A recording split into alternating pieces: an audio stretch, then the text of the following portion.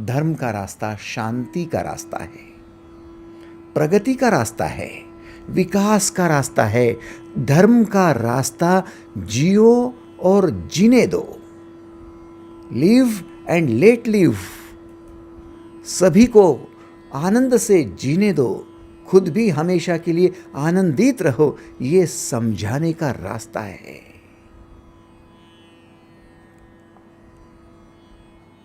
क्या हम शांत है या फिर हम शांति के रास्ते चल रहे हैं? थोड़ा देखो, अपना दर्शन करो। और यदि हम शांति के रास्ते निकलना चाहते हैं तो हमें क्या चाहिए? हमें चाहिए योग। यदि शांति तो फिर योग, अन्यथा अशांति और भोग। भोग से निर्माण होता है रोग, और जहाँ रोग है वहाँ अशांति, चाहे फिर वो रोग मानसिक हो या फिर शारीरिक हो, चाहे बौद्धिक हो चाहे फिर आपका व्यावहारिक हो। किसी भी प्रकार का रोग आपको अशांत ही कर देगा। और आप चाहते हो शांति, तो योगी बनो, योग साधो। जीवन में दो ही महत्वपूर्ण योग बने हैं, एक है ज्ञान योग और दूसरा है कर्म योग।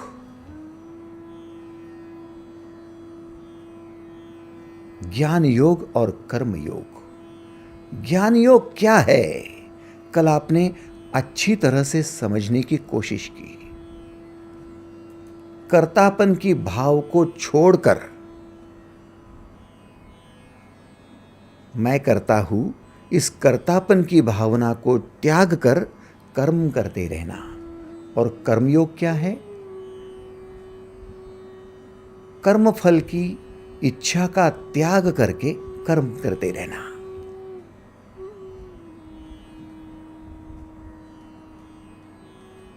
थोड़ा सोच कर देखो कि प्रकृति, निसर्ग, नेचर किस ढंग से अपना कर्म कर रहा है। क्या इस प्रकृति के किसी भी एक अंग को फल की इच्छा है? जो पानी बह रहा है वो प्राकृतिक स्वभाव से बह रहा है। पानी का स्वभाव है बहते जाना। जब बहता है तब फैलता है, फैलता है विस्तार करता है, विस्तार करता है तो व्यापक हो जाता है। थोड़ा सोचो, थोड़ा समझो। पानी को यदि आप सामने से रोकते हो तो पानी को जब सामने से रोका गया तो वो दोनों तरफ हॉरिजॉन्टली एक्सपांड हो जाता है। पानी को सामने से रोको तो वो साइड में फैल जाता है। साइड से रोकने की चेष्टा करो, सामने से भी रोक दिया, साइड से भी रोक दिया, तो वर्टिकली एक्सपांड होता है। और ऊंची दीवारें खड़े करते जाओ तो वो पानी ओवरफ्लो हो जाता है, लेकिन रुकता नहीं है। पानी को कौन रोक पाए? वो अनस्टॉपेबल है। ये है प्रकृति, अनस्टॉपेबल। रुकना उसे मालूम नहीं है। चलते रहना, चलते रहना, चरैवेति चरैवेति, ये प्रकृति है। हवा को कौन रोकेगा? इधर से रोको तो हवा उधर से निकल जाती है। प्रकाश को कौन रोकेगा? कोई रोक नहीं सकता। संपूर्ण प्रकृति को कोई रोक नहीं सकता। ना सुबह रुकती है, ना दोपहर, ना शाम, ना रात्रि, ना बचपन, ना जवानी, ना बुढ़ापा, ना जन्म, ना मृत्यु। ये कंटिन्यूअसली लगातार चलते जा रहे हैं और यह है प्रकृति। जब आप भी प्राकृतिक हो जाते हो, इसका मतलब कंटिन्यूअसली चलने में विश्वास रखते हो, रुकने का नाम नहीं लेते हो किसी भी कारण से। उसने मुझे डांट लिया, उसने मुझे काट लिया, उसने मेरा अपमान कर दिया, उसने मुझे परेशान कर दिया। अब मैं ये कर्म रोक रहा हूँ, ये कर्म रोक रहा हूँ, अब मैं कर्म नहीं करूँगा। प्रकृति ने कभी आपसे शिकायत की है कि मैं आपके लिए ये काम करती थी और आपने मुझे कभी उसका मान नहीं दिया, सम्मान नहीं दिया, इसलिए मैं काम रोक रही हूँ? नहीं, प्रकृति अपने कर्म में निमग्न है। वो फल और फल की इच्छा दोनों से परे है।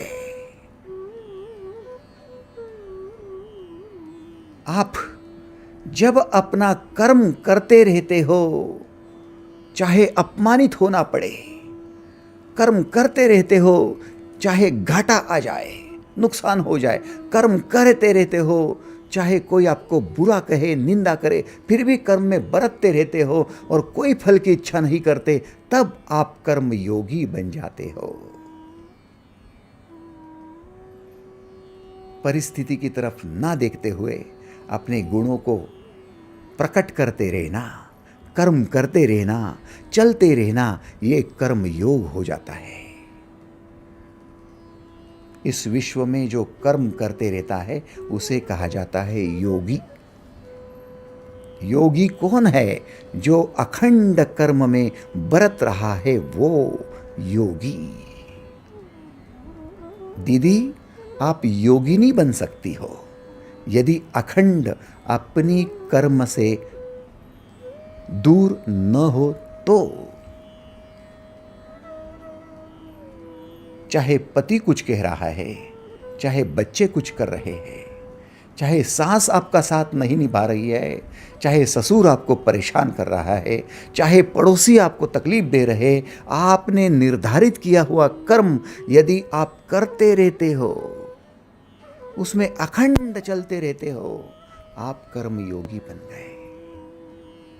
अर्जुन मोहित होकर अपना कर्म रोक रहा था। अर्जुन शोकमग्न होकर अपने कर्म से दूर होना चाहता था। कृष्ण समझा रहे हैं, कर्मयोगी माने योगी बनना है तो फिर किसी मोह में नहीं अटकना, किसी ममता में नहीं अटकना, शोकमग्न नहीं हो जाना, दुखी नहीं हो जाना, या फिर अपने कर्म के फल को भी नहीं देखना। बस कर्म करते रहना, इसमें तेरा अधिकार है। कर्मण्येवाधिकारस्ते मा फलेषु कदाचन माँ कर्मफल हेतुर्भूमा ते संगोस्त्व कर्मणि। कर्म करना तेरा अधिकार है, कर्म के फल को देखकर दुखी या परेशान होना नहीं।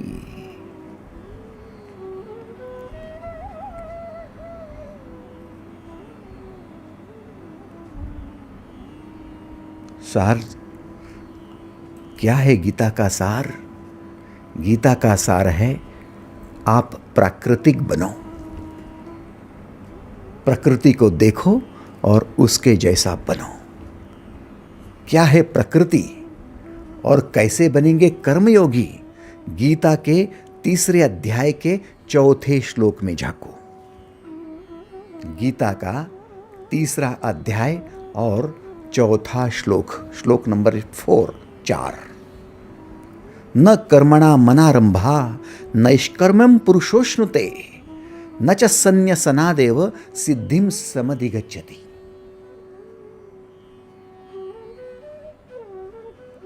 तीसरे अध्याय का 4 श्लोक कहता है, न कर्मणा मनारंभा नैष्कर्म्यं पुरुषोश्नुते, अर्थात मनुष्य कर्म का आरंभ किए बिना निष्कर्मता को अर्थात योग निष्ठा को प्राप्त हो ही नहीं सकता। गुह्य शब्द है, लेकिन हमें इन्हें साफ करना होगा।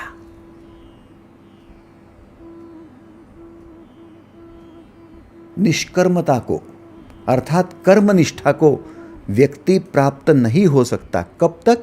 जब तक वो कर्म का आरंभ नहीं करता, तब तक।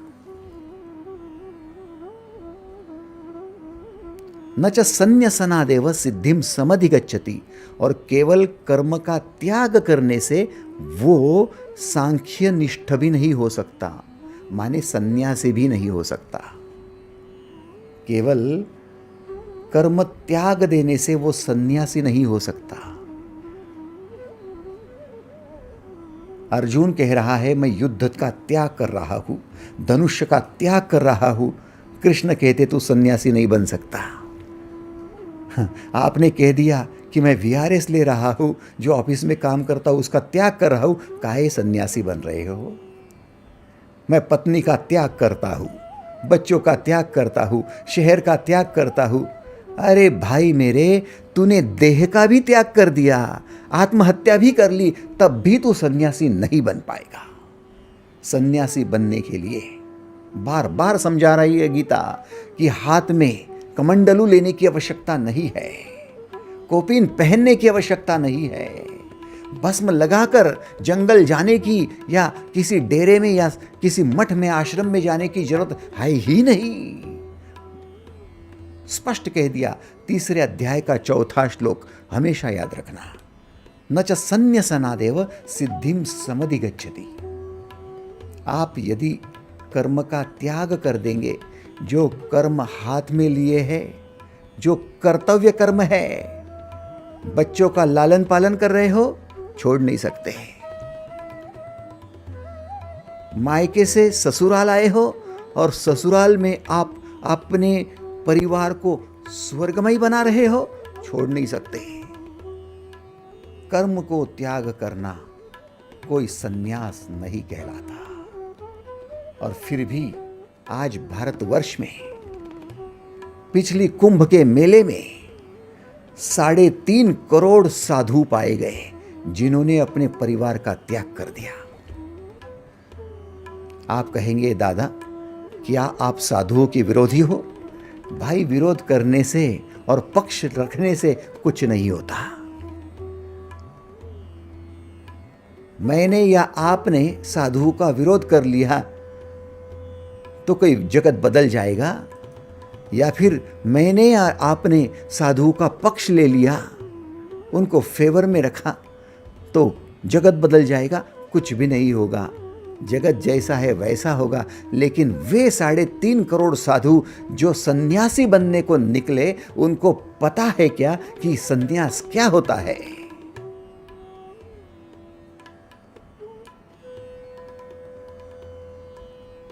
कर्म को छोड़ने से, कर्म का त्याग करने से सन्यास नहीं हो सकता। न च संन्यसनादेव सिद्धिम समधिगच्छति। आप सिद्ध महात्मा हो ही नहीं सकते। तो अभी आज माताजी, आप अपने परिवार की सेवा कर रहे हो, आप सिद्ध महात्मा हो। आप बच्चों का लालन पालन कर रहे हो, पेरेंटिंग कर रहे हो, उनको इंसान बनाने के लिए, उनको मनुष्य बनाने के लिए, महामानव बनाने के लिए कष्ट कर रहे हो, आप सिद्ध महात्मा हो। आप समाज की सेवा करने के लिए प्रोफेशनल वर्क कर रहे हो। जो एजुकेशन है उसका सदुपयोग करके समाज की सेवा कर रहे हो, सिद्ध महात्मा हो। थोड़ा जान ले, थोड़ा समझ ले। यदि हम सच्चे सन्यास को समझ लेवे तो फिर हमारा कल्याण है। क्योंकि सन्यास का अर्थ क्या है? संग है न्यास का। न्यास माने अढ़लपद, जहाँ से आपको कोई दूर नहीं कर सकता, वो है आपका अढ़लपद, उसे कहते सन्यास। न्यास के साथ संग करना सन्यास होता है। और न्यास क्या है? अढ़लपद क्या है? आपका चुना हुआ कर्म आपका अढ़लपद है। आपने जो कर्म चुना है, जो कर्तव्य चुना है, उससे आपको कोई दूर नहीं कर सकता सिवाय आपके। वो है आपका न्यास।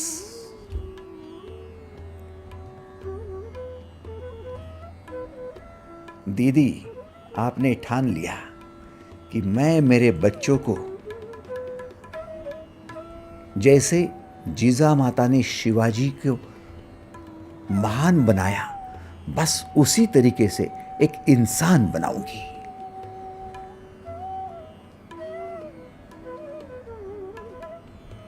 आपके इस न्यास पद को, इस कर्म के संकल्प को सिवाय आपके कोई भी तोड़ नहीं सकता। ये है आपका संन्यास।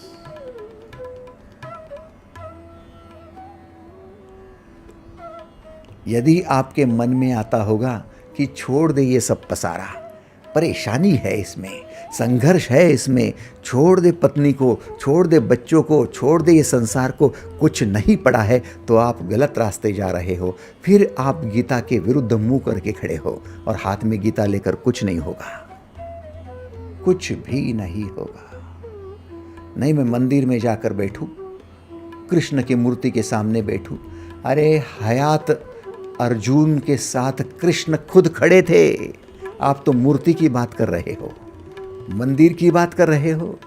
भगवान श्री कृष्ण अर्जुन के साथ खुद खड़े थे, रथ चला रहे थे, फिर भी उसकी अशांति दूर नहीं हो पाई, फिर भी उसका दुख दूर नहीं हो पाया। कब हुआ दूर? जब भगवान श्री कृष्ण ने गीता का ज्ञान समझाया और सच्चा संन्यास क्या है वो समझाया, कर्म क्या है और कर्म योग क्या है वो समझाया, तब ये लाइन पर आया।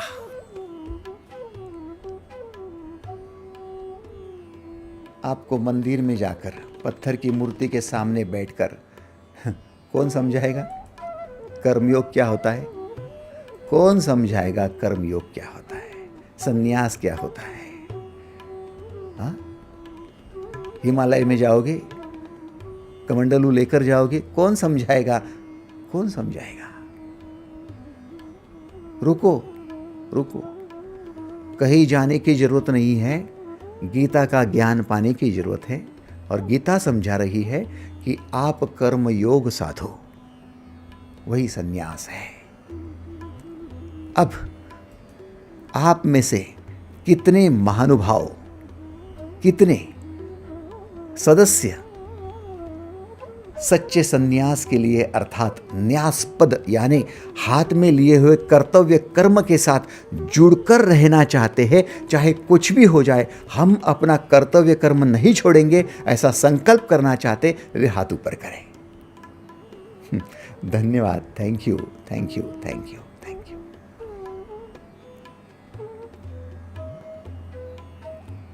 अब आइए कर्म योग की ओर बढ़े। क्या कहा भगवान श्री ने? कहा न कर्मणा मनारंभा नष्कर्मम पुरुषोष्णुते। हे अर्जुन, समझ ले, मनुष्य कर्म का आरंभ किए बिना निष्कर्मता को अर्थात योग निष्ठा को प्राप्त नहीं हो सकता।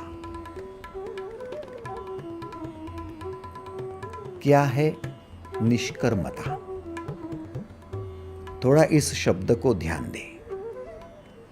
कर्म और निष्कर्म, कर्म और अकर्म, ये क्या बात है? जब आप कोई कर्म करते हो तो उस कर्म का फल आपको भुगतना पड़ता है। अच्छा कर्म करेंगे तो फिर अच्छा फल मिलेगा, बुरा कर्म करेंगे तो बुरा फल मिलेगा। अर्थात पुण्य और पाप, ये दोनों शब्द इसी से जुड़े हैं। जो बोएंगे वो पाएंगे। जैसा कर्म करेगा वैसा फल होगा, है ना? ये होता है कर्म और कर्म का फल। लेकिन अकर्म का मतलब है, निष्कर्म का मतलब है फल के परे चले जाना। कर्म तो करना, लेकिन कर्म के फल के बाहर की परिधि में, यानी फिर उसके बाहर के प्रदेश में प्रवेश कर जाना, माने कर्म फल से बाहर जाना। क्या भैया ऐसी भी बात होती है? हाँ, फल प्राप्ति के परे देवता रूप है, भगवत रूप है, और ये आप पा सकते हो। जब तक कर्म करेंगे और कर्म का फल आपको लागू होगा, तब तक कर्म का बंधन है। जब तक कर्म कर रहे हो और कर्म के फल आपको लागू है, तब तक कर्म बंधन है। लेकिन जब कर्म करते हुए भगवत रूप में समा जाओगे, कर्म करते हुए देवता बन जाओगे, कर्म करते हुए निष्कर्मता में पहुंच जाओगे, फलों के परे चले जाओगे, तब मुक्ति है। कर्म बंधन नहीं, कर्म मुक्ति है। भाई ये बातें जरा कठिन लग रही है, थोड़ी सी सर के ऊपर से जा रही है। रुको रुको रुको, इसके लिए हमें ऐसा कौन है जो कर्म कर रहा है लेकिन उसको फल की बाधा नहीं होती, उसकी तरफ देखना पड़ेगा। ऐसा कौन है जो कर्म तो कर रहा है लेकिन भगवत स्वरूप है, देवता रूप है, वो बताओ तो। चलो आओ, प्रकृति की तरफ देखो। प्रकृति अपना कर्म कर रही है लेकिन प्रकृति को फल का कोई लेना देना नहीं है। पानी को आपने देवता कहा, जल देवता। अग्नि को आपने देवता कहा, अग्नि देवता। वायु देवता। ये सब देवता क्या है? इसका मतलब क्या है? ये कर क्या रहे हैं? इनको देव क्यों कहा गया?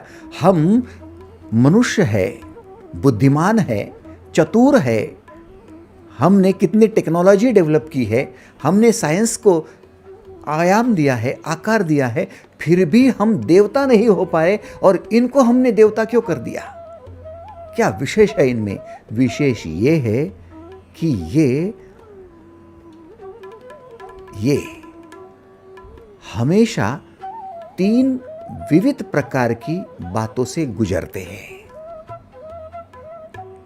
3 विविध प्रकार की बातों से गुजरते हैं, और वो बातें हैं उत्पत्ति, स्थिति, लय, या फिर जनरेशन, ऑर्गेनाइजेशन, डिस्ट्रक्शन। प्रकृति की तरफ देखो। अब प्रकृति का अंग है पानी। पानी की तरफ देखो तो पानी अपनी पूर्ण रूप से जब प्राकृतिक रूप से बहता है, तब बहते बहते उस पानी का बाष्प बन जाता है।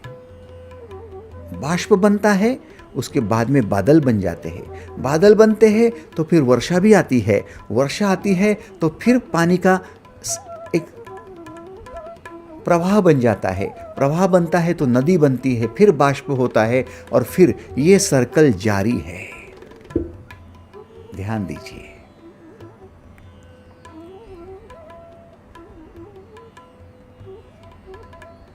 पानी अपनी उत्पत्ति की स्थिति में आया, बारिश हुई, पानी की उत्पत्ति हो गई बादलों से।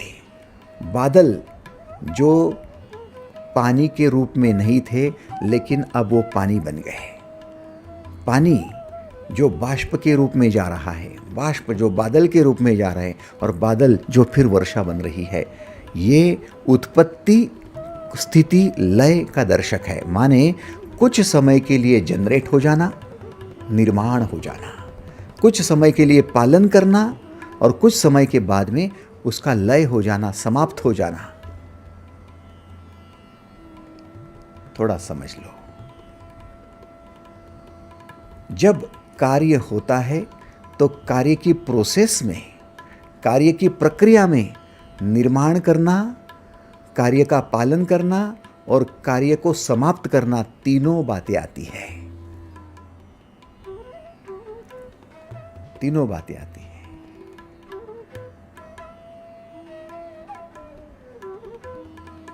जल को देवता क्यों कहा? क्योंकि जल निर्माण होने में केवल आसक्त नहीं होता, जल के रूप में रहने में ही आसक्त नहीं होता, जल बाष्प बनने में भी तैयार है, बाष्प से बादल बनने में भी तैयार है, और बादल से फिर बारिश बनने में भी तैयार है, और फिर बहने के लिए नदी बनने को भी तैयार है। हर रूप में वो तैयार है, उत्पत्ति में भी, स्थिति में भी, लय में भी। वृक्ष को देवता कहा आपने। वृक्ष देवता क्यों है? क्योंकि वृक्ष प्रकृति का पूर्ण रूप से प्रकट हुआ अंग है। बीज बनने में भी तैयार है, बीज फूटकर उसमें से अंकुरित होने को भी तैयार है। बीज का पूर्ण लय हो गया, वो नष्ट हो गया और उसी से अंकुर बना। अंकुर नष्ट हो गया और वृक्ष बना। वृक्ष कल्प वृक्ष बन गया, उसी को फल लगे, फलीभूत हो गया और वृक्ष खत्म हो गया, फिर से वो बीज बन गया। हर स्थिति में, उत्पत्ति की स्थिति में, पालन करने की स्थिति में और नष्ट होने की स्थिति में वृक्ष तैयार है। इसलिए वृक्ष देवता हो गया।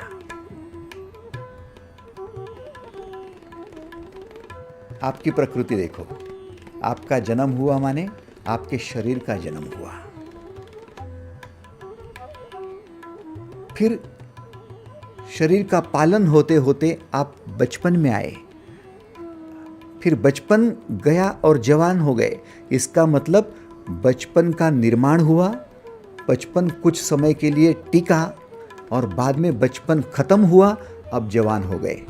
एक चीज जब खत्म होती है तब दूसरे का जन्म होता है। समझ रहे हो? जब तक डिस्ट्रक्शन नहीं तब तक नया कंस्ट्रक्शन नहीं।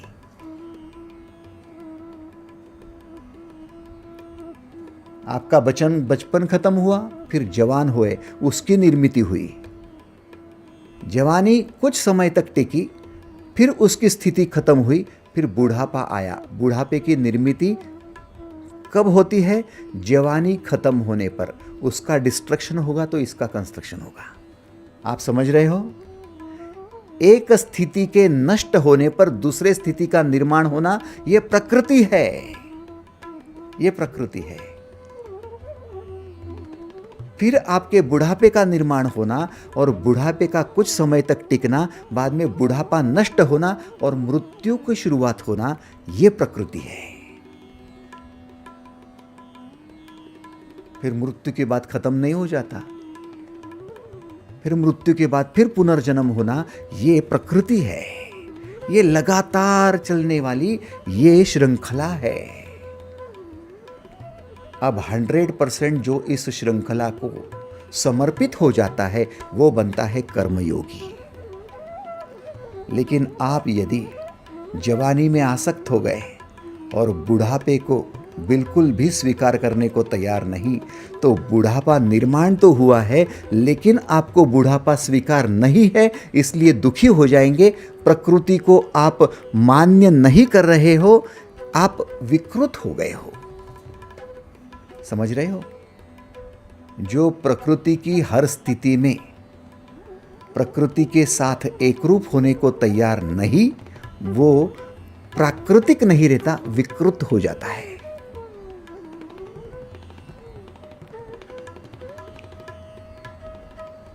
बीज की अवस्था, अंकुर की अवस्था, वृक्ष की अवस्था, कल्पवृक्ष की अवस्था, फल की अवस्था, फिर वृक्ष की, फिर बीज की अवस्था, सब में वो स्वीकार करता है, तहे दिल से तैयार होता है। वो है कर्म से पूर्ण अकर्म हो जाना, निष्कर्म हो जाना, मुक्त हो जाना। हर स्थिति में हम खुश हैं, हमें हर स्थिति मंजूर है। लेकिन क्या आपको बचपन के इतनी ही जवानी मंजूर है? क्या जवानी के इतना ही बुढ़ापा मंजूर है? क्या बुढ़ापे इतना ही मृत्यु मंजूर है? सोचो, इसमें से जहां पर आपकी मंजूरात नहीं है वहां पर आप प्राकृतिक नहीं रहते हो, क्योंकि वो आपके जीवन का अंग है, फिर भी उसे डिनाय कर रहे हो। इसलिए आप उस बंधन में अटक जाते हो। कर्म बंधन कहा, जहां हम प्रकृति से, जीओडी प्रोसेस से दूर भागते हैं। जीओडी माने जनरेशन, ऑर्गेनाइजेशन, डिस्ट्रक्शन, उत्पत्ति, स्थिति और लय।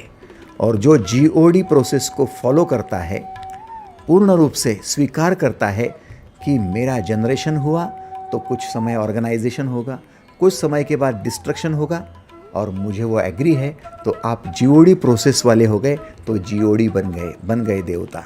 देवता बनना माने नैष्कर्म्य में प्रवेश करना है। न कर्मणा मनारंभ नैष्कर्म्यम पुरुषोष्णुते।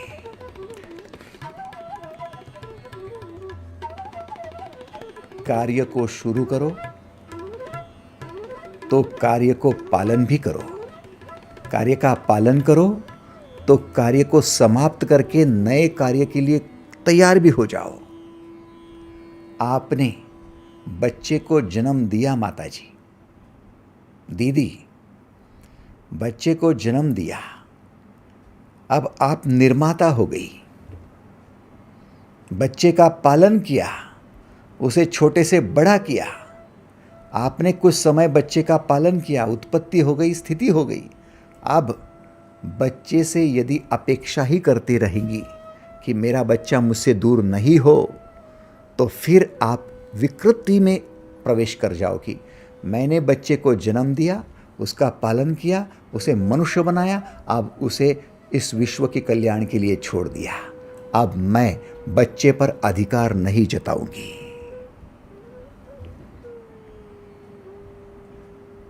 आपने उत्पत्ति, स्थिति और लय तीनों को पूर्ण रूप से स्वीकार किया है। अब आपका बेटा आपका नहीं, वो बहू का हो गया। आपने विदा ले ली। समझ रहे हो आप? अभी भी पल्लू से बांध कर रखेंगे ना तो खींचातानी होगी बहू में और आप में।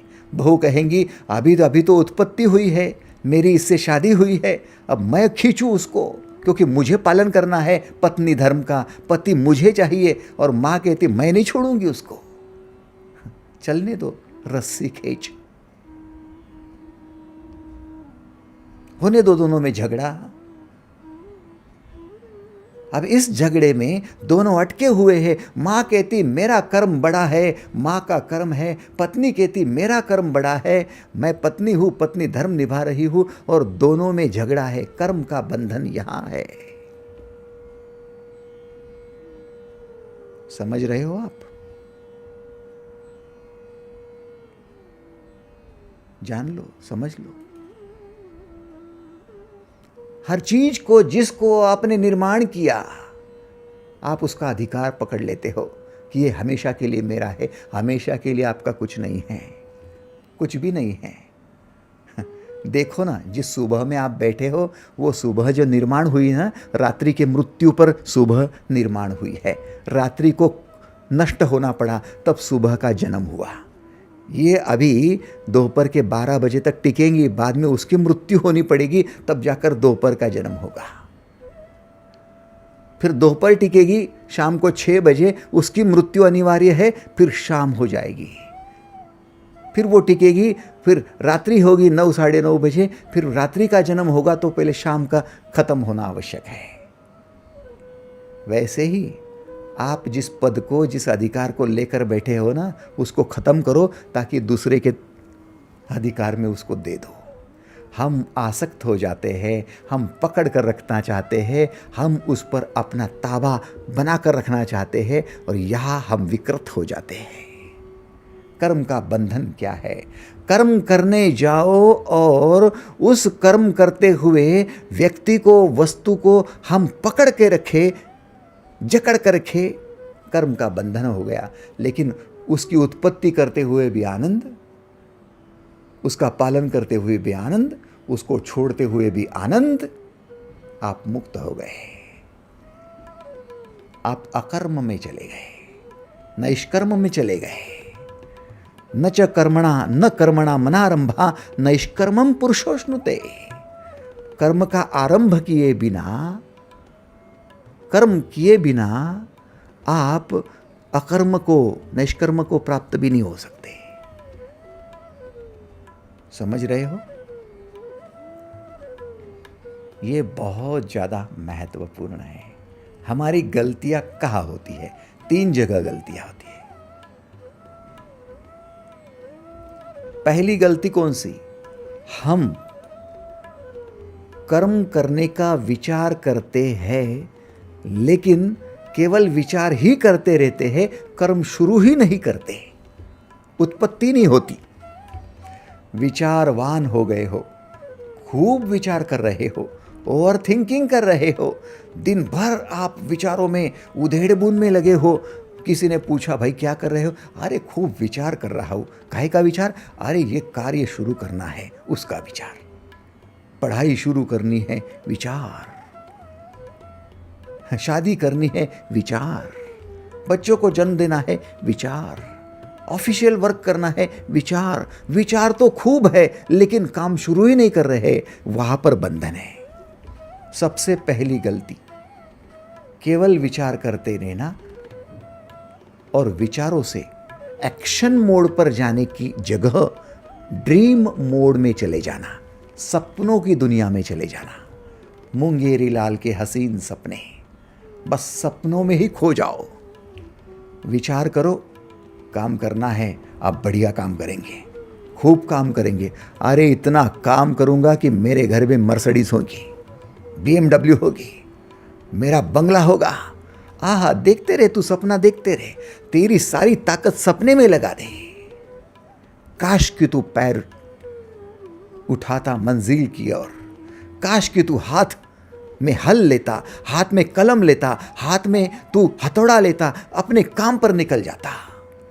काश कि तू एक्शन मोड पर जाता। पहली गलती,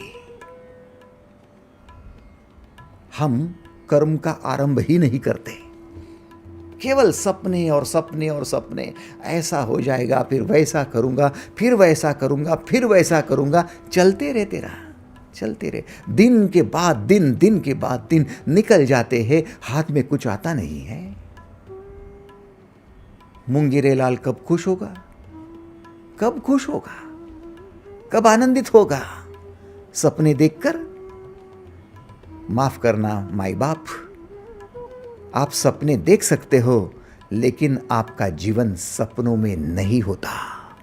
जीवन प्रत्यक्ष होता है, जीवन एक्शन है, जीवन एक्शन मोड पर खड़ा है, ड्रीम मोड पर जीवन नहीं है। जीवन प्रत्यक्ष आपके सामने खड़ा है। अभी आप मेरे सामने बैठे हो, ये सपना नहीं है, ये प्रत्यक्ष है। मैं बोल रहा हूं, आप सुन रहे हो, ये सपना नहीं है, ये एक्शन है, ये जीवन है। जीवन सपनों में नहीं होता, सपने भविष्य में होते हैं। जीवन भविष्य में नहीं होता, जीवन वर्तमान में होता है। वर्तमान में सपने नहीं होते, वर्तमान में एक्शन होती है। एक्शन को कर्म कहा जाता है और जीवन कर्म है, इसलिए कर्म योगी बनो। स्वप्न योग नहीं होता, स्वप्न योग नहीं होता। हमारी पहली गलती, हम सपने में योग ढूंढने गए। क्या उसे शेख चिल्ली कहना चाहिए? हाँ, जीवन के जिस डाली पर बैठे हो उसी को काट रहे हो, फिर धड़ाम से गिरते हो। शेख चिल्ली और क्या था? जिस डाली पर बैठा उसी को काट रहा था। मूर्ख बोलेंगे आप उसको। अरे पगले, जिस डाली पर बैठा उसको काटता है क्या? अरे आप भी तो जीवन की डाली पर बैठे हो, जीवन के सामने खड़े हो जाओ ना। जीवन प्रत्यक्ष वर्तमान में है, कर्म करने में है, तो उसको छोड़कर सपने में जा रहे हो। ये शेख चिल्ली नहीं तो क्या है? एग्रीड और नॉट? पहली गलती, हम कार्य का आरंभ ही नहीं करते, आरंभ ही नहीं करते। दूसरी गलती, कार्य शुरू करने के बाद हम रुकने को तैयार ही नहीं होते, वर्कोहोलिक हो जाते हैं। इतने वर्कोहोलिक हो जाते हैं, इतने वर्कोहोलिक हो जाते हैं कि उससे अल्कोहल अच्छा।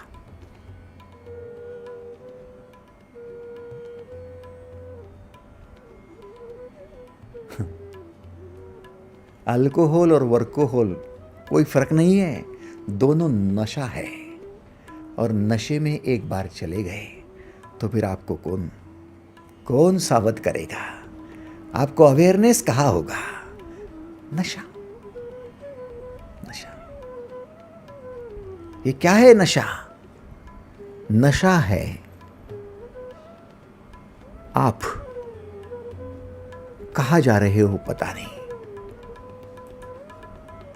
आपको हार्ट अटैक आ रहा है, समझ में नहीं आ रहा।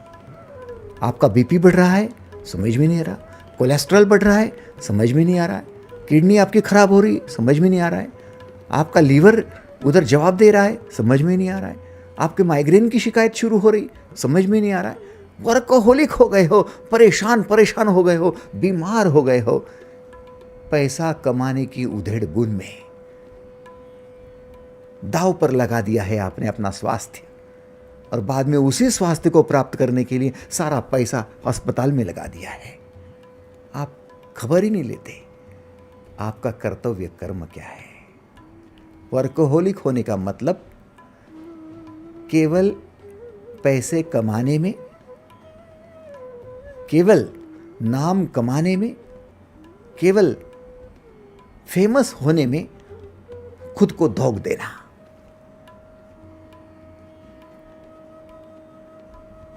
कौन सा पेड़ फेमस होना चाहता है, आम का या नीम का? सोचो तो, सोचो। कौन से नदी का पानी फेमस होना चाहता है, गंगा का या जमुना का?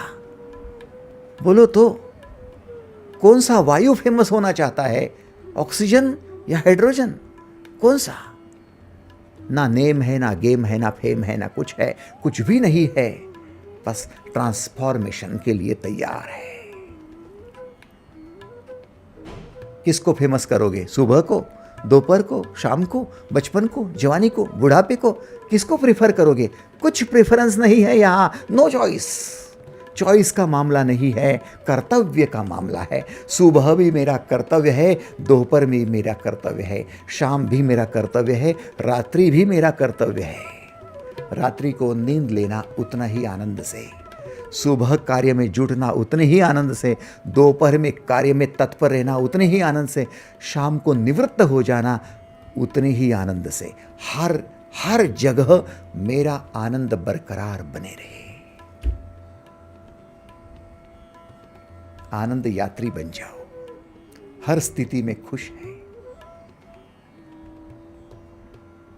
हर स्थिति में खुश है, उत्पत्ति में भी, स्थिति में भी, लय में भी।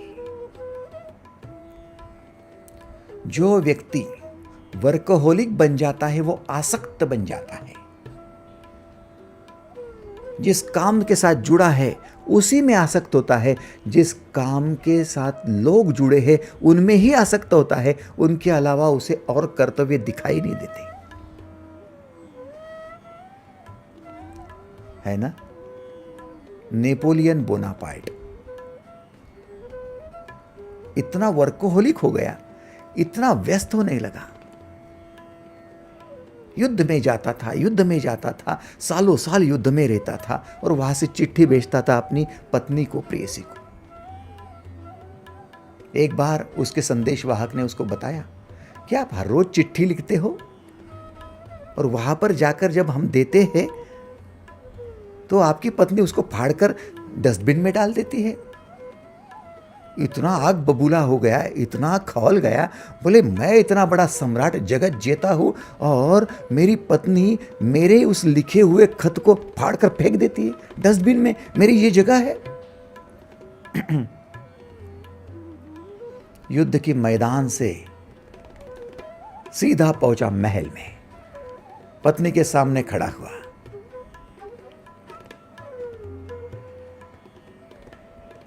पत्नी ने देखा नीचे उसके शूज देखे, उसके पैर देखे, वो ऊपर नहीं देख रही थी।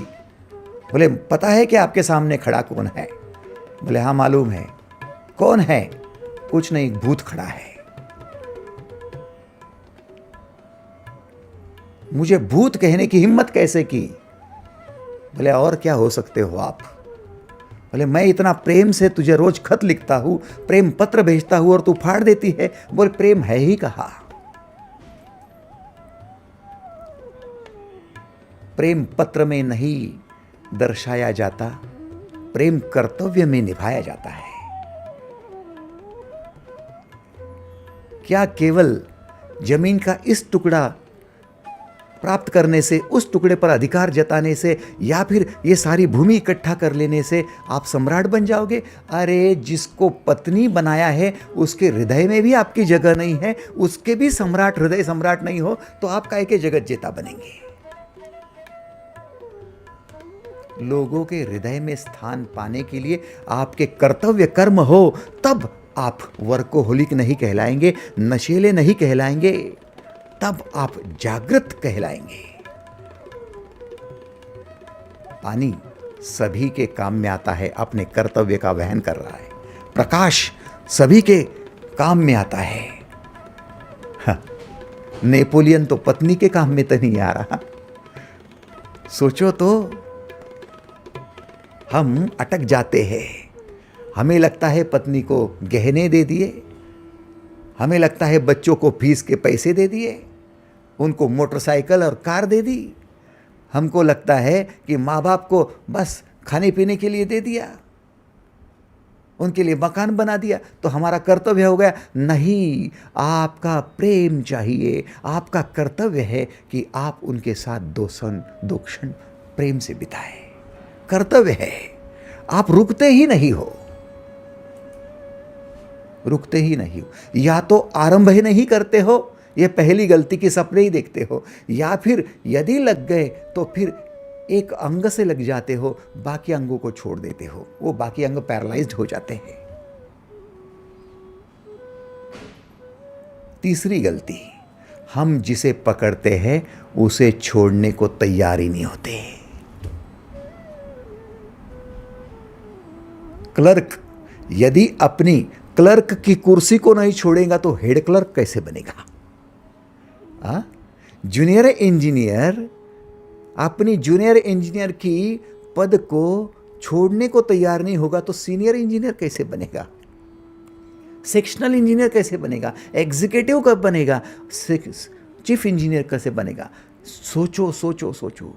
आपको इससे व्यापक होना है, विस्तार करना है, तो पहले वाले उन विचारों को, उन कर्म को छोड़कर उससे व्यापक कर्म की तैयारी, उत्पत्ति की तैयारी करनी पड़ेगी। छोड़ने को ही तैयार नहीं। वही पैसा पकड़ लिया, वही मकान पकड़ लिया, वही परिवार पकड़ लिया, वही समाज पकड़ लिया, उसके बाहर है ही नहीं। तुका आकाशा एवढा, तुकाराम महाराज आकाश के भांति व्यापक हो गए। अरे सब कुछ इससे बड़े, इससे बड़े, इससे बड़े। आप जब उत्पत्ति, स्थिति, लय तीनों के लिए तैयार होते हो, जनरेशन, ऑर्गेनाइजेशन, डिस्ट्रक्शन तीनों के लिए तैयार होते हो, तब आप व्यापक होते हो। व्यापक होते हो तब आप पूर्ण में विलीन हो जाते हो और पूर्ण ब्रह्म में एक रूप हो जाते हो। भगवान श्री कृष्ण उत्पत्ति के लिए बिल्कुल तैयार है, एक पैर पर। स्थिति के लिए तैयार है और त्याग के लिए भी तैयार है, छोड़ने को भी तैयार है। जैसे ही जन्म हुआ वैसे ही उन्होंने, भले माता पिता वहां हो, लेकिन उस जेल खाने को छोड़ दिया। अनस्टॉपेबल है। गए गोकुल में तो गोकुल की उत्पत्ति ऐसी कर ली कि गोकुल अमर हो गया। गोकुल की स्थिति ऐसी हुई कि गोकुल में रासलीला होने लगी।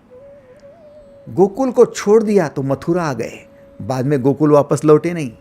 फिर मथुरा आए तो मथुरा का निर्माण किया, मथुरा का पालन किया, और मथुरा में एक सेनापति था विकद्रु नाम का, जो कहता था कि कृष्ण आए इसीलिए जरासंध जो कंस के ससुर जी थे वो 17 बार युद्ध करने आ रहे हैं, उनकी वजह से अशांति हो रही है। बोले छोड़ दिया, चल तुझे भी छोड़ दिया। मथुरा छोड़ दिया, गोमंतक नाम के पर्वत पर चले गए। कृष्ण को बाद में मथुरा में किसी ने देखा ही नहीं। कृष्ण चले गए और वहां से पहुंचे द्वारका, तो द्वारका को निर्माण भी कर लिया। अपनी ही हयात, अपने ही जीवन में निर्माण भी कर लिया, द्वारिका का पालन भी किया, और जाते जाते द्वारका को डुबा भी दिया और चले भी गए। उत्पत्ति, स्थिति, लय तीनों बातों में उतना ही आनंद रखने वाला पूर्ण रूप से प्राकृतिक हो जाता है, पूर्ण रूप से मुक्त हो जाता है। हमारी जब मृत्यु होगी तब हम अपने पैसे में से मुक्त होने चाहिए।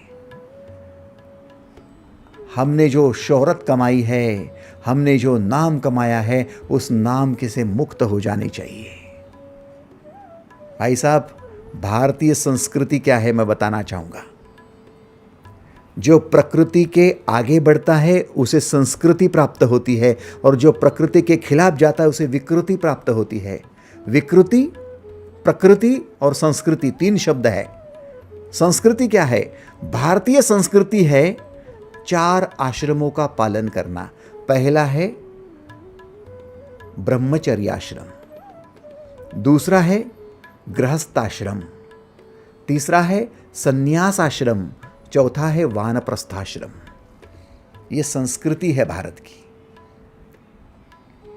पूर्ण प्राकृतिक बनना है, देवता बनना है, तो फिर आप ब्रह्मचर्याश्रम माने निर्माण करने में लग जाओ, उत्पत्ति में लग जाओ, और चीज़ों में ध्यान ना दो। अपना एजुकेशन हो, अपना खेल हो, या फिर अपना कोई करियर हो, पूरी तह दिल से लग जाओ। निर्माण करो, कंसंट्रेट करो, फोकस करो, निर्माण करो। फिर है गृहस्थाश्रम। जो कुछ निर्माण किया है उसकी सेवा सबको दो, गृहस्थ बनो। अब गृहस्थी में अटक मत जाना। बाल सफेद हो रहे फिर भी उसमें ही अटके हुए हैं। अब निकलो संन्यास आश्रम, उसको छोड़कर अब अध्यात्म की ओर चलो, समाज की ओर चलो। समाज को आपकी जरूरत है, आपके अनुभवों की जरूरत है, आपके ज्ञान की जरूरत है। उसी में क्या लगे रहे हो? हाँ, आगे चलो। वानप्रस्थाश्रम, अब उससे भी आगे चलो, समाज से भी आगे, प्रकृति से एक रूप हो जाओ। प्रकृति को ध्यान दो कि वो कैसे कर रही है, उत्पत्ति में, स्थिति में, लय में कैसे पूर्ण रूप से है। आप भी देवता बनने को है। भाई साहब, आप अपने निजी दिन में एक बात हमेशा याद रखना। सुबह आती है, टिकती है, जाती है। दोपहर आती है, टिकती है, जाती है। शाम आती है, टिकती है, जाती है। आप भी अपने हर कार्य में उत्पत्ति, स्थिति, लय हो रहा है या नहीं, ये देखो, जांचो, परखो, और जहाँ नहीं हो रहा है उसको भी आप आकार दो, और खुशी के साथ, आनंद के साथ, आनंद के साथ। पैसा आया, आनंद है। पैसा टिका कर रखा, आनंद है। पैसा गया, आनंद ही है। रिश्तेदार आया, आनंद है। रिश्तेदार के साथ बातचीत की, आनंद है। रिश्तेदार जा रहा है, आनंद ही है। हर हाल आनंद है, हर दिन खुशी है। बस। न कर्मणा मनारंभा नैष्कर्म्यम पुरुषोष्णुते न च संन्यसनादेव सिद्धिम समधिगच्छति। आपको सिद्ध महात्मा बनना है, आपको सन्यासी बनना है, न्यास के साथ, अढ़लपद के साथ एक रूप होना है। आपको अपने कर्म से अकर्म की ओर बढ़ना है, निष्कर्म की ओर बढ़ना है, देवता की ओर बढ़ना है। आपको भगवत रूप में रूपांतरित होना है। पूर्ण प्राकृतिक बन जाओ। उत्पत्ति, स्थिति, लय, GOD, गॉड बन जाओ। एक मंत्र लेना होगा। कर्म करते हुए, कार्य शुरू करते हुए, कार्य करते हुए एक मंत्र लेना होगा, और मंत्र है believe in God. Believe in GOD, believe in GOD।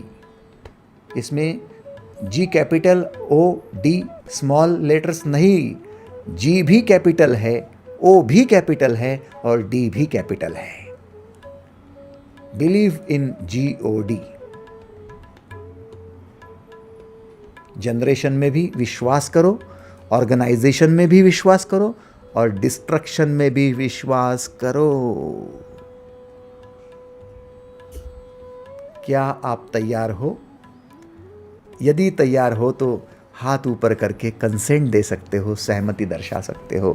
Thank you, धन्यवाद, धन्यवाद, धन्यवाद। आज के लिए बस इतना ही। धन्यवाद।